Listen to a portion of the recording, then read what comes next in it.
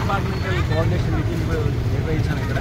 మనకు ఈ Saroor Nagar tank bund is major important tank bund for us. Like హైదరాబాద్లో మనకు ట్యాంక్ బండ్ ఎట్లానో మనకు ఇక్కడ కూడా అటువంటి ఇంపార్టెంట్ కాబట్టి అన్ని డిపార్ట్మెంట్ కోఆర్డినేట్ చేసి మనకు ఇప్పుడు 8 ట్రైన్స్ ఇక్కడ ఉంటాయి ఫైనల్ డే వరకు.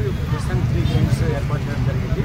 55 CCTV కెమెరాస్ ఇక్కడ సో దట్ ఎంటైర్ ఏరియాని మానిటర్ చేయడానికి దానికి బెటర్ సర్వీస్ డెలివరీ కోసం చేశాను. నాకు మ్యాన్ ప్యాక్స్ కూడా మా కంట్రోల్ రూమ్లో ఇప్పుడే టెస్ట్ చేయడం జరిగింది. అన్ని పర్ఫెక్ట్ కండిషన్లో పనిచేస్తున్నాయి.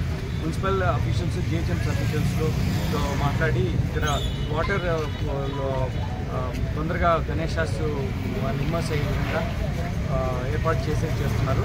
ఎలక్ట్రిసిటీ డిపార్ట్మెంట్ కూడా చూసి వాళ్ళతో కూడా మాట్లాడి కరెక్ట్ ఎలక్ట్రిక్ కనెక్టివిటీ ఉంటుంది, వైర్ లేకుండా ఉండే ప్రమాదం లేకుండా విధంగా చర్యలు తీసుకుంటాం.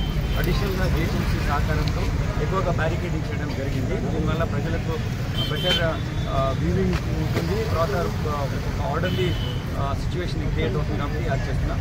రోడ్డు చిన్న రోడ్డు ఉంది, బట్ రావడం పోవడం జనాలకు ఇబ్బంది కలగకుండా ఫైనల్ డే కన్నా ముందు మేము ఈ బ్లాక్స్ ఉన్నాయి, సిమెంట్ బ్లాక్స్ రిమూవ్ చేస్తాం. సో దట్ ఫ్రైడే స్పేస్ ఉంటుంది.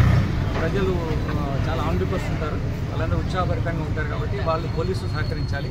స్టేట్ ఫెస్టివల్, ఆ ఫెస్టివిటీని బాగా జరగాలంటే వాళ్ళు కూడా every citizen is a police officer is not uniform అనేది మనకు తెలిసినది కాబట్టి అందరు బాధ్యతంగా చేయాలని కోరుతున్నాం. అందరు అధికారులతో కలిసి పనిచేస్తాం. 5th డే నుంచి ఇంకెక్కువగా ఎమోషన్ వస్తారని మేము హోప్ చేస్తున్నాం. ఇంటర్ డిపార్ట్మెంట్ కోఆర్డినేషన్ కంటిన్యూస్గా ఉంటుంది.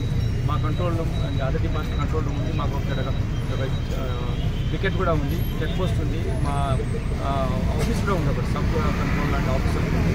రెగ్యులర్ ఇంట్రాక్షన్లో ఉంటాం.